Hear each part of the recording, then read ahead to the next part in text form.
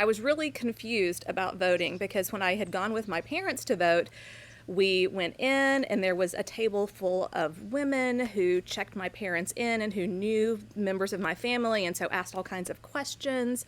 And it was always, there were snacks, it was very social and exciting. So as I got a little bit older and my mother explained to me that women didn't always have the right to vote, I said, that doesn't make any sense because women are in charge of voting. Like when you go to vote, it's all women. So they run this. How could they not have had the right to vote? That doesn't make any sense. And so they had to explain to me, okay, this is history, this is what happened.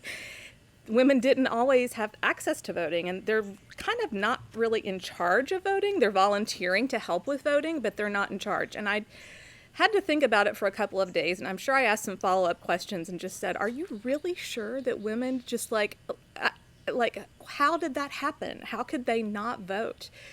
Why did that happen? And how didn't someone fix that for them? And so my parents explained more about the suffrage movement and how women did finally get the right to vote. But I remember being very disillusioned and upset because in my mind, that was a women's thing, that the women were running the voting, and it didn't make any logical sense to me that it was never, that there was a point in time that it wasn't that way. Flash to, I moved back to East Tennessee about 7 years ago and kind of made it my mission that I was going to become involved in voting. So to kind of fulfill that legacy from being little and thinking that women were in charge of voting. So I started volunteering in the local elections and now work as a lead registrar at a voting precinct, actually close to the high school where I went to high school here.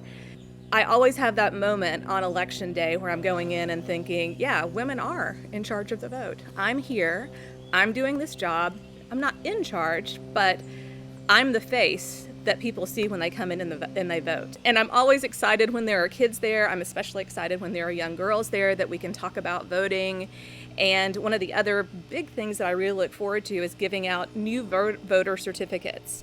So in the last round of elections, we had a lady, it was her first time voting, and she was in her mid-50s. And I was just amazed that she finally made that decision to come and vote. And it was so exciting for me to give her that certificate. My name is Amy Davis.